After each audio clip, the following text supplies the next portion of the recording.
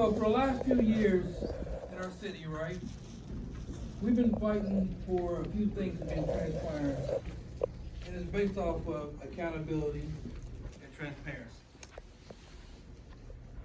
People in the community has been fighting to see transparency within our city government, and it's something that we shouldn't have to fight for. It's something that should be enacted in reality. But a few of us citizens have got together, and we want to honor two people who's been at the epitome of transparency and accountability for our city. They have went out their way to make sure everybody gets communications on the things that's going on within our city, either by email or by video, Facebook Live, and phone calls, everything, right? Just to make sure the community knows exactly what is going on and what is happening behind closed doors. But at the same time, we're about to lose 3 or 4 people that sit on this council that has been very intricate in some of the growth that our city has had, and sad to say, but some of the issues on things that we have chosen. But we want to thank you guys. John Bell, we're going to miss your leadership, speaking up, helping with making, I would say, being very bipartisan in a lot of your approaches. We're going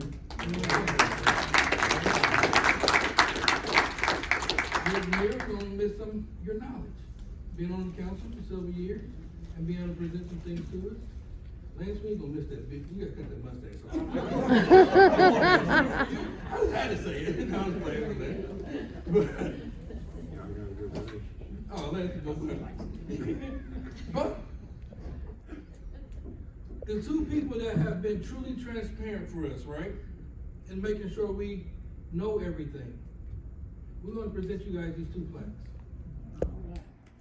And these plaques that says, thank you, and presented to Rebecca and to Anthony Bibbs, right? The citizens of Anderson greatly appreciate your countless hours, hard work, and unparalleled dedication to fight for transparency and accountability in our community. Yes.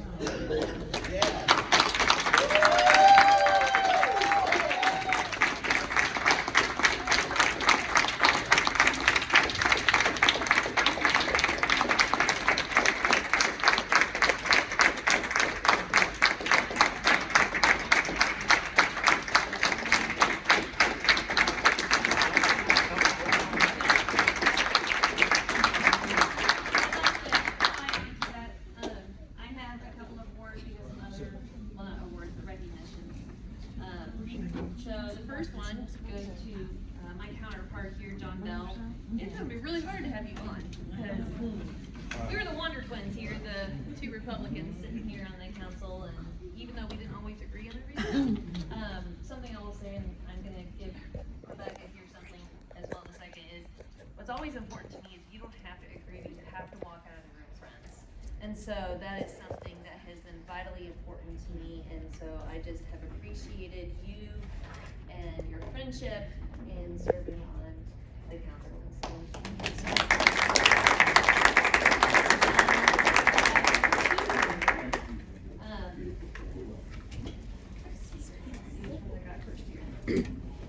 For President Crumes, for being the president again this year, I appreciate you, and I'm going to give you another one here that is just for serving on the council. You, the only other woman on the council, I have appreciated you, and you and I have had some pretty deep conversations at times, and so I just appreciate you and what you have brought to this council and the openness that you have brought. It has gotten more people engaged than I have ever seen, and I think that is so vitally important. And what I have seen because of that are people in my community feel more comfortable reaching out to me as their councilwoman, and I think that's important because we do serve, that is our sort of leadership position, or should be. So I appreciate you and that role that you have played. So one is for presidency and one is for being on the council. So here's both of them.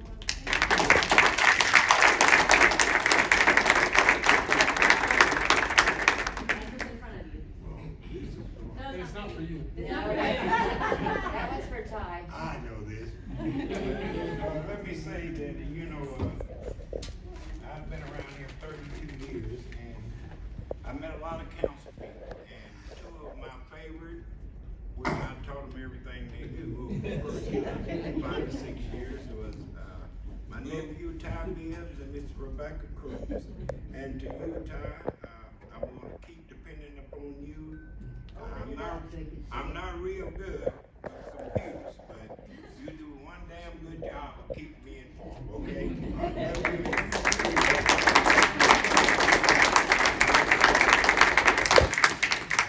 One last one. For old man Rick over here, who's on his second round, right? How long 20 you years. served for?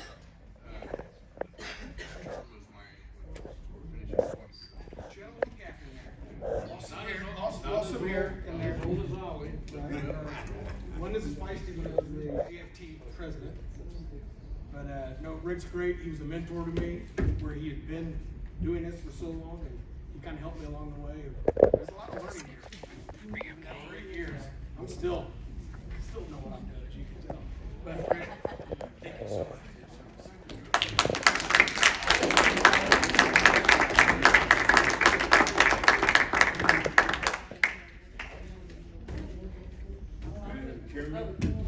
Well, I just want to say thank you to everybody who's been asking me to join. Because I said, I just want to thank everybody on the council who's been asking me to join to work in the community and try to help inform our community so they know what's going on and how to people. Don't ever forget that. Madam President. No, hold on. Hold on. Wait a minute, Rick, Council Mayor had his hand. No, I just feel like saying just something after 20 years and being accused of being the old man, but something we've seen happen at the national level.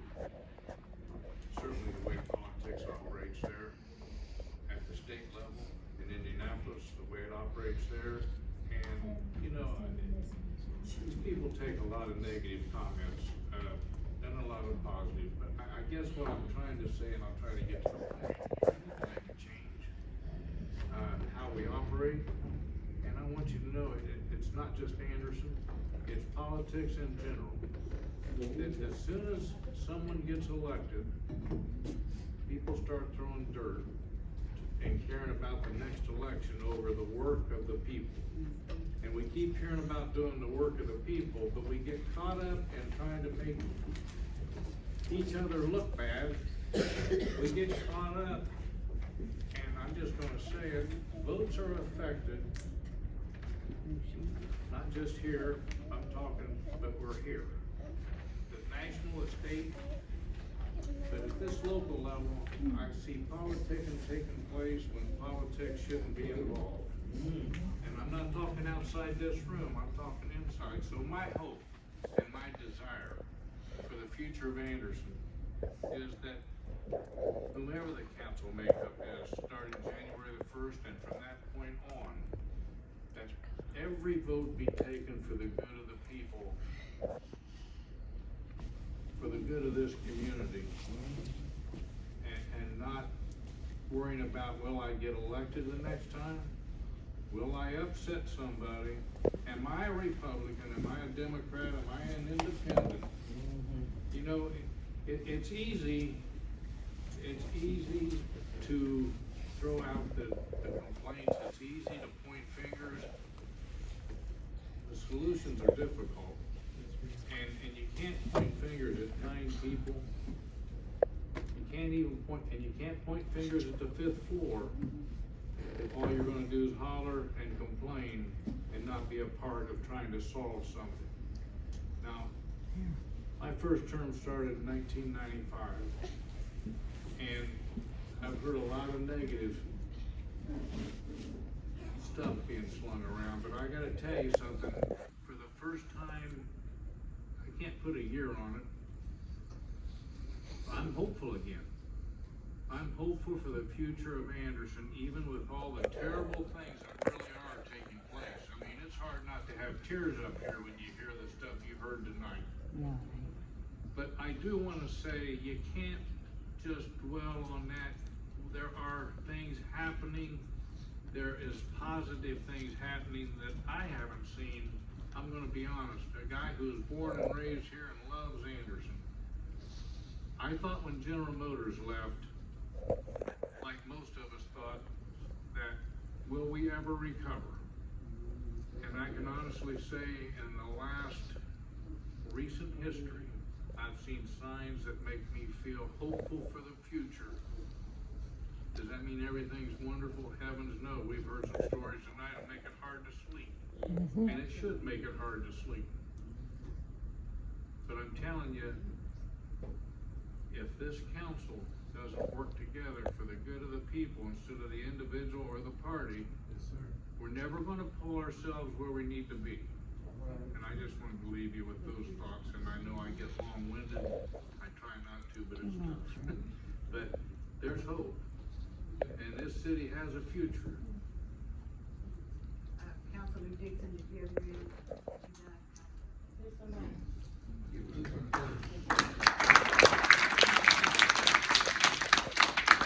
Thank you. Kelly 46012. I also want to thank all of the outgoing council members for their service. And I have seen a lot of bipartisan work in the last year especially, and that does give me hope. I agree with you, Mr. York. But today I really just wanted to follow along with Lindsay's presentation in honoring two of the council members who I believe embody transparency and accountability at its finest. And so I'm just gonna read, and it won't take the 2 minutes. Thank you, President Crumes and Councilman Bibbs, for your 20 years of collective service on the Anderson City Council. Public service is hard, and it's supposed to be, right? Elected officials running for office usually have a lot of energy and plans during their campaign, but soon after getting elected, many slow down. They fall into an unspoken pecking order, and they stick to bartered promises to protect their position. As a result, they get quiet and they fall in line. They stop asking questions, they rarely oppose or debate their colleagues, and they certainly stop speaking the language of the people. I can't say that about President Crumes and Councilman Bibbs. Some might say, in fact, President Crumes and Councilman Bibbs take their jobs too literally. They question or object when it's necessary.